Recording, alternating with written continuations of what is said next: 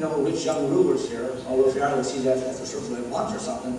But probably maybe not even a Bob here. But I wonder, do we have money problems? I think we do. Excuse me. Do we have money issues? I think probably. Does money affect Christians? Do you think that's true?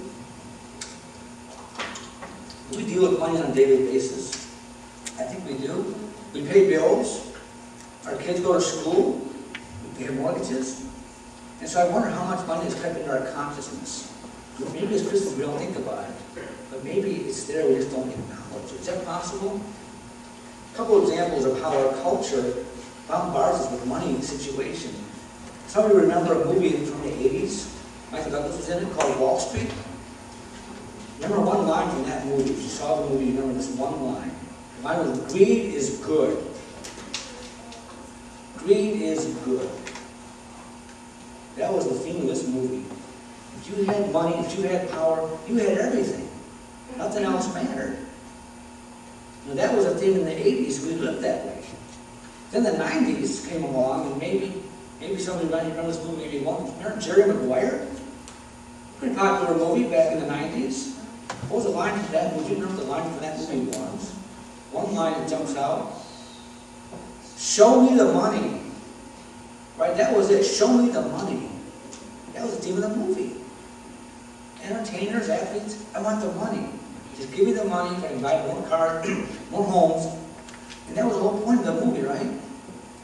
Now we fast forward to today. And I'm sure we've had TV watchers here.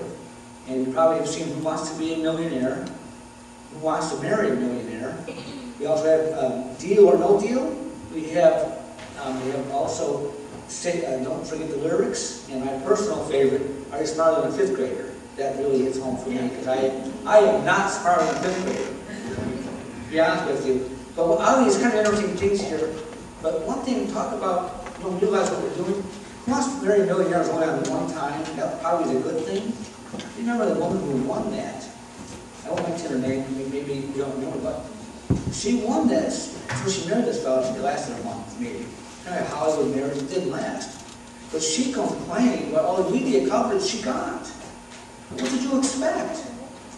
We're talking about this game show, national TV. How can you complain about being covered by the media? What did you think was going to happen? Now, side note, I got to tell you, Friday night, I went to bed early, as she always does, and so I channel surfing for a minute just to try to get a thought and inspiration. And I came across Are You Smarter Than a Fifth Grader on Friday night. And so I watched it for a minute. It turns out a school superintendent from Georgia had come up to the $1 million question. Now, if you watch the show or not, once you choose to answer the question, either answer it or down to $25,000. So she decided to go for it. I get in here broke, I'll go home broke. That's fine. And so anyhow, the question came back, and it was a question about Queen Victoria. Not that matter. But she won. The first person to win that $1 million on that show. God bless you. The first person to win $1 million on that show. Pretty amazing. I was excited. And I wonder if we have that reaction. If you watch these shows, do you identify with the contestants? Do you feel what they're feeling? Maybe we do, maybe we don't. Deal or No Deal is quite interesting, isn't it? Because you wonder just how greedy can we be? I have $17,000 to quit now. Can I go on and make 100? Do we think about that too? I wonder if we do. You ever catch yourself watching shows thinking, well, what I wouldn't do for $100,000, I could do a lot with that money. I can pay my kids college. If you go to all of that, they probably want to save as much as you can. But I can do a lot with this money. So I think it's chipped into our consciousness, into our brains. Society works on us in a way we don't even realize. So there is a value in money.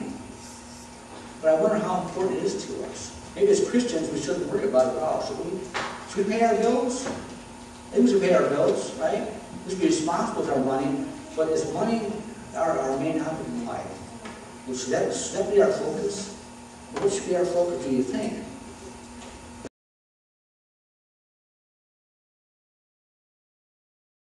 Culture.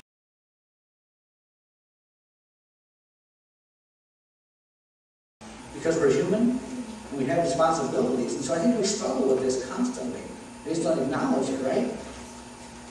So what's the deal here? I have one more point to share before I close today. And then move into the next segment real quick. But yesterday I picked up paper and I read a story. First time I'd seen this time around about a man from Oakbrook who was a stockbroker who lost over $1 million last week, and he chose to end his life. And I was struck by that because he had so many choices. He had choices, didn't he? Obviously his situation at home he changed perhaps for a long time, if not forever. But the man had choices. Maybe he didn't have Christ in his life. Life was so overwhelming he couldn't take it anymore. So he chose to end his life. I think that's kind of sad. I really do. But what about us? Did the stock market affect us? Maybe directly, indirectly? You have a 401k plan? Which is a retirement fund? It's probably affected you. Maybe you don't know that. But also jobs will be lost eventually through this economic cycle turning, right? There will be jobs will be lost. So this thing is going to hit all of us at some point or another. Maybe not to a great degree, but maybe yes, in some cases. Hopefully not. But this is going to hit us because the whole thing all kind of comes together. The question is, how do we respond?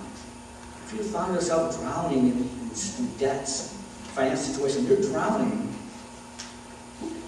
What do we do? I would suggest this today. If you find yourself in that situation, and we're in over our heads, and we are drowning and sinking fast, Jesus is our lifeboat.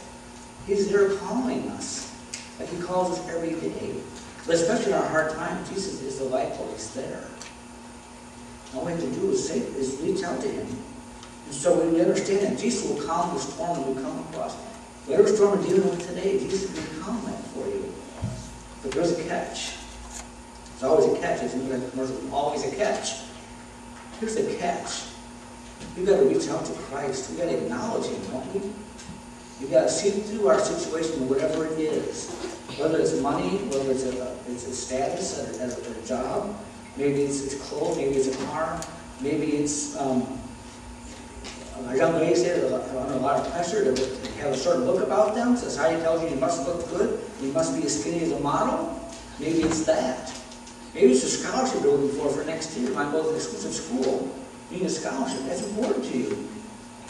But whatever it is, if you fail to get that, you see, as we drown in that, Jesus is there with the lifeboat. Jesus is offering us a lifeline. He's reaching out to us. All we have to do is reach out back. Is that hard to do? I think it can be, right? Because we're individuals. We're motivated to do certain things. We have to live. And so I think it's important to understand that we need to reach out to Christ because he alone is the shelter of the storm. No matter what storm you're facing, Christ is going to be the shelter. And so my challenge this morning for all of us is to look at your storms and face them. Acknowledge your storms and look at them head on. And deal with that, but also understand that Christ is there waiting in that storm. He's already gone through that. You see, when I walked in this morning, see you got on your signboard, you've got the words, Jesus died for you, and now he lives for you. If we understand that, does the rest of the stuff really matter? If we understand that Jesus died for you, he lives for you now, does it really matter if I'm hung behind on my house payment, or somebody else is okay for a few days, or I struggle with this, I struggle with that? It only matters if we let it. If we ignore Jesus reaching out to us, it matters.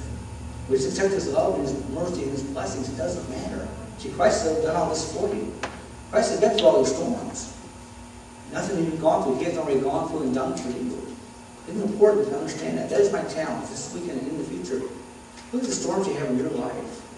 And where is Christ in those storms? And reach that lifeline and let him help you out. Amen.